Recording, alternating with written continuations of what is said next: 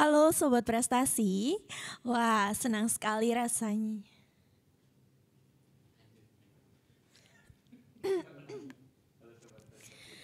Ya, halo Sobat Prestasi, wah senang sekali rasanya saya Dinda Widya dapat menyapa Sobat Prestasi di seluruh Indonesia. Sebelumnya selamat ya karena kamu berhasil lolos ke OSN tingkat provinsi. Ya Sobat Prestasi, selamat datang pada sosialisasi OSNP Jenjang SMA MA tahun 2023 bidang biologi. Nah Sobat Prestasi, langsung saja yuk kita sapa narasumber kita, Bapak Fauzi Nasution. Selamat pagi Bapak. Selamat pagi Mbak. Gimana kabarnya Pak, sehat ya? Alhamdulillah sehat Mbak. Sehat. Bapak boleh dong sapa Sobat Prestasi di seluruh Indonesia? Oh ya oke. Selamat pagi Sobat Prestasi semuanya dimanapun kalian berada. Ya pertama saya mau mengucapkan selamat karena telah berhasil lolos ke tahapan berikutnya yaitu OSNP dan semoga nanti dari OSNP ini bisa terpilih 100 peserta terbaik yang akan lanjut ke OSN tingkat nasional. Amin. Iya, Bapak mungkin langsung saja ya untuk pemaparan materi sosialisasi karena Sobat Prestasi pasti sudah gak sabar banget buat dengerin langsung. Silakan Bapak. Ya oke. Terima kasih Mbak. Oke, jadi kita langsung saja ya ke pemaparan sosialisasi OSNP 2023 untuk bidang biologi. Nah yang pertama kita lihat dulu aturan umum untuk tes OSNP bidang biologi. Nah sebenarnya ini masih sama ya dengan tahun lalu, dengan di OSNK juga masih sama untuk aturan umumnya. Nah jadi nanti di tes OSNP bidang biologi ini akan terdapat 200 butir soal, di mana setiap butir soalnya harus ditentukan apakah setiap butir soal itu bernilai benar atau salah.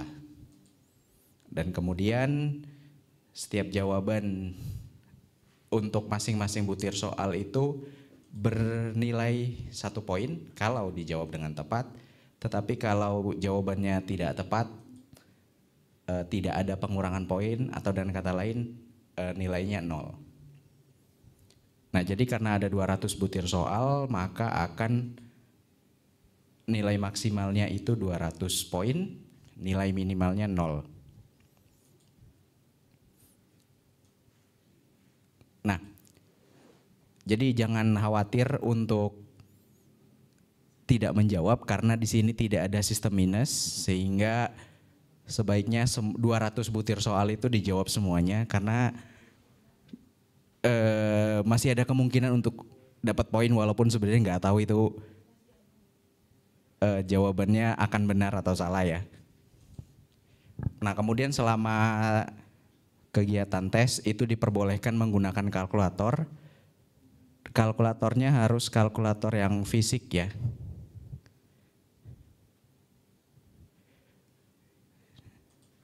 Tidak boleh kalkulator yang ada di komputer.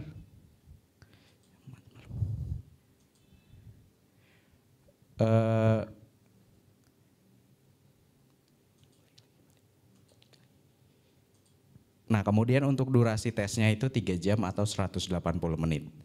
Nah jadi itu aturan umum yang harus teman-teman pahami.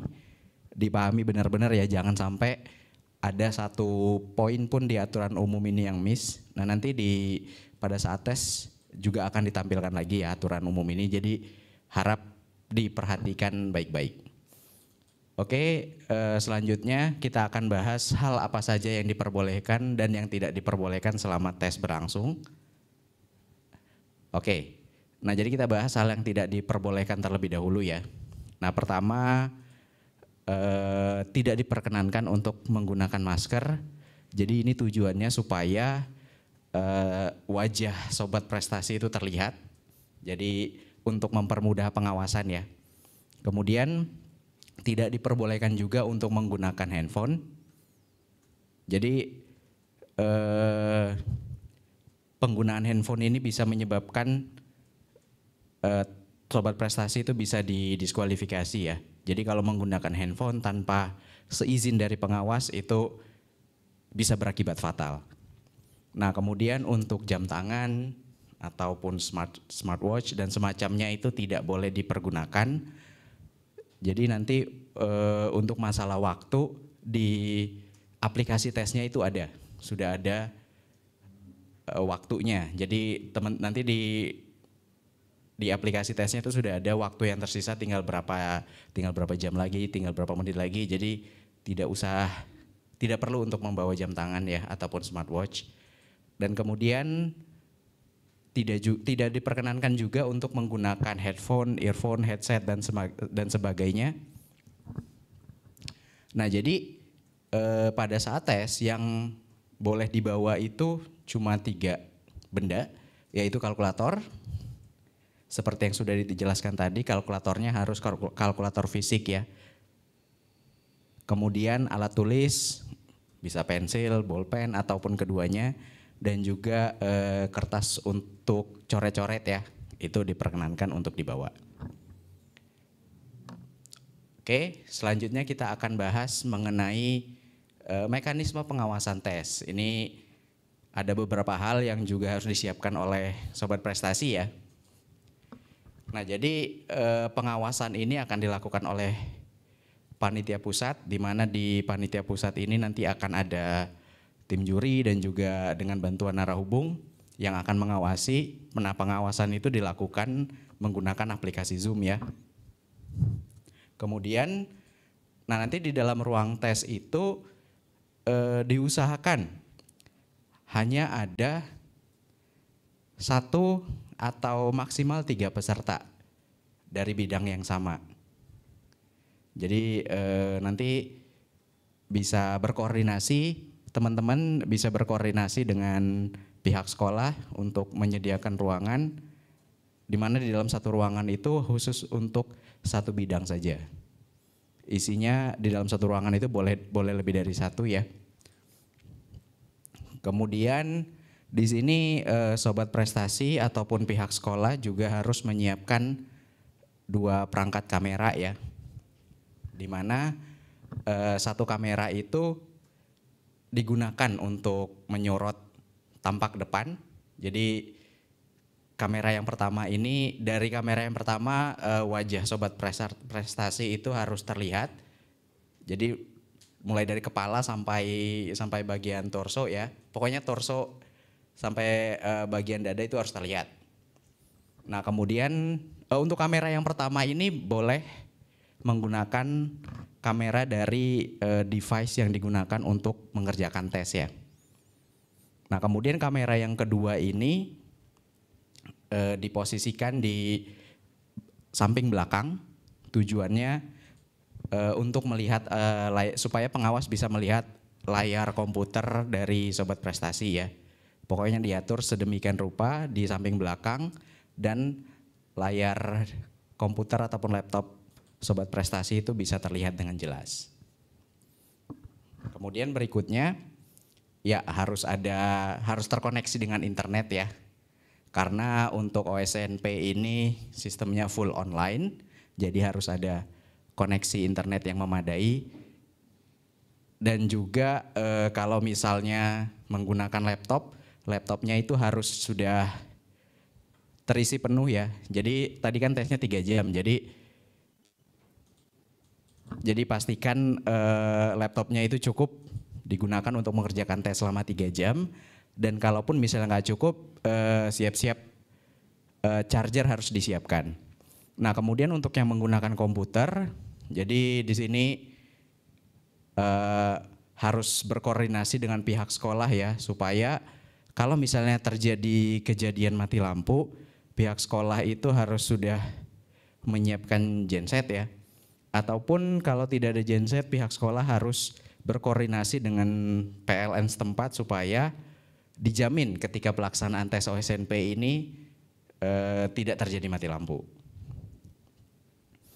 Nah kemudian nanti untuk bidang biologi nanti akan ada beberapa ini ya, akan ada beberapa Zoom. Nanti untuk pembagiannya seperti apa akan dijelaskan kemudian ya, nanti pada saat nanti kita akan ada sesi berikutnya pada saat uji coba ya, nanti di situ akan dijelaskan. Jadi intinya peserta harus sudah masuk ke ruang Zoom masing-masing 15 menit sebelum tes dimulai ya, karena nanti akan ada pengarahan dulu. Jadi paling telat 15 menit sebelum tes itu harus sudah masuk Zoom. Nah, selama tes berlangsung, kamera Zoom yang depan maupun yang dari samping belakang itu harus dinyalakan.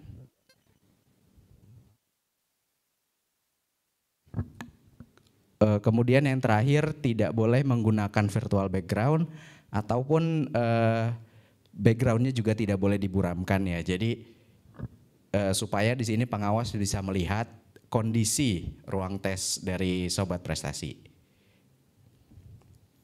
Nah oke, selanjutnya kita akan bahas bagaimana cara pengerjaan tes menggunakan aplikasi yang disebut Moodle nanti untuk tes OSNP. Nah nanti pertama teman-teman harus mengakses website yang tertulis di slide ya. Jadi science.bpti.kemdikbud.go.id atau sains1bpti.kemdikbud.go.id. Nah ini belum tahu akan menggunakan yang mana.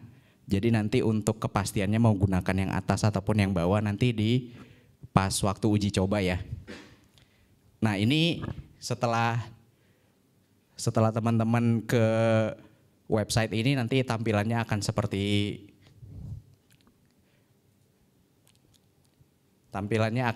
ini. Jadi teman-teman harus mengisi username dan juga password. Nah ini agak berbeda ya dengan yang tahun lalu. Cuman berbeda di tampilan awalnya saja, tapi untuk cara pengerjaannya masih sama. Oke, kemudian lanjut. Nah kemudian nanti di dalam, setelah teman-teman berhasil login, nanti akan ada dashboard. Nah nanti di dashboard itu ada course OSN bidang biologi, nanti silakan diklik aja. Dan selanjutnya nanti di dalam course tersebut akan ada uji coba. Dan nanti pada saat OSNP nanti akan ada menu OSNP 2023. Nah jadi nanti pada saat uji coba silakan klik yang uji coba, pada saat OSNP silakan klik yang OSNP. Nanti setelah diklik nanti teman-teman akan ke laman seperti ini. Jadi ketika teman-teman sudah siap untuk mengerjakan tes silakan klik attempt quiz now. Oke, selanjutnya akan muncul kotak dialog seperti ini. Kalau sudah yakin untuk mulai silahkan start attempt. Oke, kemudian nah jadi tampilan soalnya akan seperti ini ya. Jadi untuk setiap 4 soal itu akan memiliki teks yang sama. Akan memiliki kasus yang sama ya. Nah sebagai contoh, ini yang di kotak biru yang di atas itu adalah permasalahannya adalah teks soalnya. Nah jadi untuk satu teks soal ini akan ada 4 butir soal. Nah itu di bawah itu ada butir soal yang pertama. Jadi nanti untuk setiap butir soal itu akan ada 2 pilihan, benar atau salah. Jadi nanti silakan klik saja salah satunya yang menurut teman-teman tepat ya. Kemudian selanjutnya, nah ini adalah 3 butir soal yang lain dari teks soal yang sama. Jadi sama ya, tinggal dipilih saja benar atau salah. Kemudian di samping itu ada tulisan flag question. Jadi kalau teman-teman ragu dengan jawaban teman-teman untuk masing-masing butir soal, boleh diklik flag question-nya untuk menandai soal yang jawabannya masih ragu-ragu. Nah, kemudian di kanan atas bisa dilihat di situ ada kotak waktu tersisa. Nah, jadi teman-teman bisa perhatikan kotak tersebut untuk melihat waktu tesnya tinggal berapa menit lagi ya. Oke, selanjutnya. Nah, untuk pindah ke laman soal berikutnya, di sini ada dua cara. Pertama, bisa klik next page di bagian paling bawah dari masing-masing laman soal. Kemudian bisa cara yang kedua itu bisa menggunakan kotak quiz navigation. Nah, jadi di kotak quiz navigation itu akan ada tandanya ya.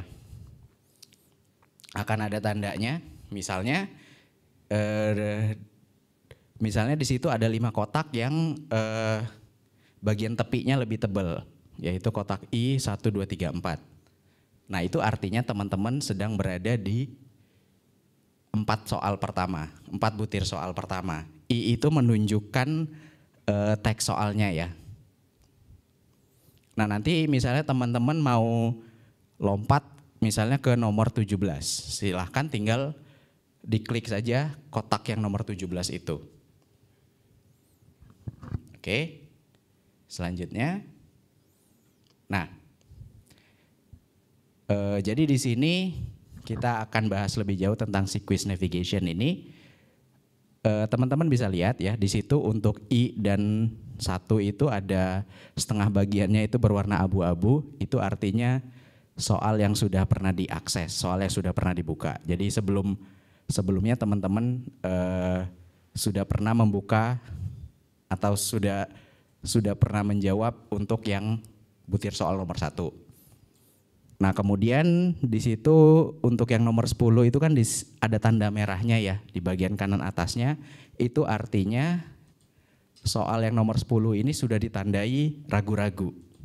Tadi dengan cara mengklik flag question ya. Jadi kalau flag questionnya itu diklik sekali lagi, tanda merahnya akan hilang di quiz navigation. Oke, selanjutnya.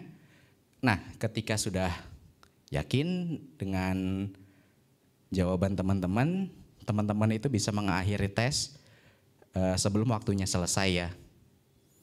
Sebelum waktunya. Jadi kalau misalnya 2 jam sudah selesai dan sudah yakin boleh mengakhiri tes. Nah, jadi untuk mengakhiri tes itu bisa klik finish attempt di laman soal paling terakhir, atau bisa juga mengklik finish attempt yang ada di quiz navigation. Nah, setelah finish attempt ini diklik, nanti akan muncul kotak dialog seperti ini, akan muncul laman seperti ini ya. Jadi nanti akan ada 2 pilihan nih, ada return to attempt, ada submit all and finish. Jadi kalau klik submit all and finish, itu berarti teman-teman sudah yakin untuk mengumpulkan jawaban, tapi kalau belum yakin bisa klik return to attempt.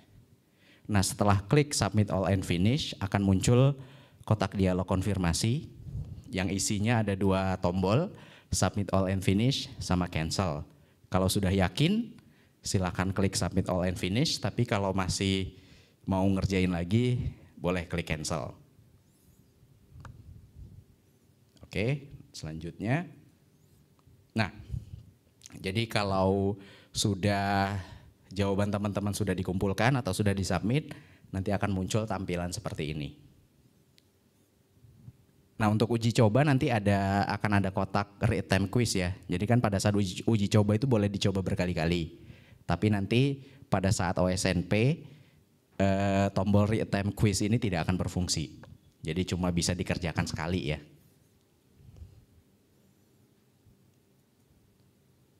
Oke, jadi demikian pemaparan sosialisasi OSNP 2023 untuk bidang biologi. Iya baik, terima kasih Bapak atas pemaparan materi di bidang biologi. Nah, mungkin Sobat Prestasi perlu disimak dengan baik ya, dipahami apa-apa aja yang boleh dan tidak boleh untuk bidang biologi. Dan juga tolong dicatat jadwal pelaksanaannya, juga jadwal uji cobanya. Kalau bisa uji coba jangan dilewatkan karena itu penting sekali ya buat Sobat Prestasi melatih diri bagaimana cara mengerjakan dan mengetahui kapasitas dari perangkat elektronik yang Sobat Prestasi gunakan. Begitu Bapak, mungkin ada tambahan lagi Pak? Oh iya, ada. Jadi mungkin nanti juga pasti akan banyak yang bertanya ya untuk kasus ke toilet. Nah untuk kasus ke toilet ini sebenarnya dari kami tidak memperbolehkan, tetapi apabila keadaannya sudah sangat mendesak, itu silakan minta izin ke pengawas. Minta izin ke pengawas. Jangan langsung ini ya, jangan langsung kabur gitu aja. Jadi harus minta izin dulu. Nah jadi seperti itu mekanismenya. Terus misalnya juga kalau seperti yang kejadian di tahun-tahun sebelumnya itu ada yang komputernya bermasalah atau apa segala macam. Itu jangan langsung apa ya? Panik. Iya jangan langsung panik. Jadi harus menghubungi pengawas dulu. Bisa ke tim juri langsung atau bisa lewat narahubung. Jadi sampaikan dulu kondisinya seperti apa.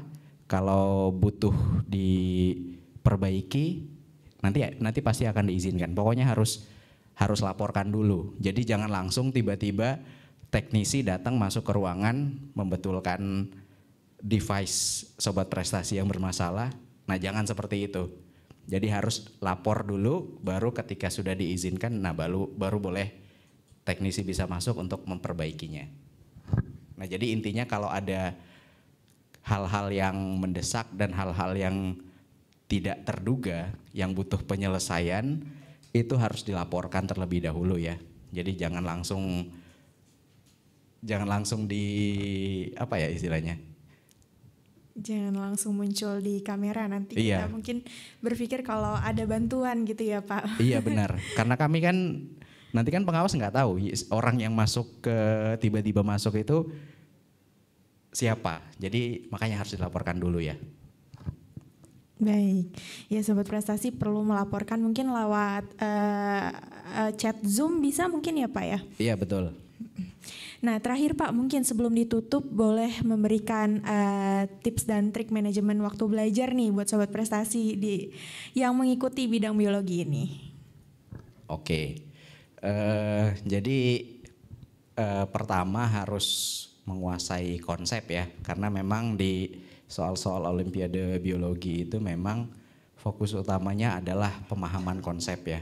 Jadi mau soalnya sesusah apapun, kalau teman-teman sudah menguasai konsepnya itu pasti akan bisa. Tinggal kemampuan analisisnya lebih diasah lagi, kemampuan membaca datanya lebih diasah lagi. Nah yang paling penting adalah memahami konsep ya. Terus untuk cara belajarnya ya mungkin bisa ini ya, dipelajari, fokus ke topik-topik yang masih belum dikuasai konsep-konsepnya. Ya seperti misalnya kalau teman-teman kesulitan di genetika dan evolusi, nah fokus belajar itu dulu. Fokus belajar genetika dan evolusi dulu, konsep-konsepnya seperti apa.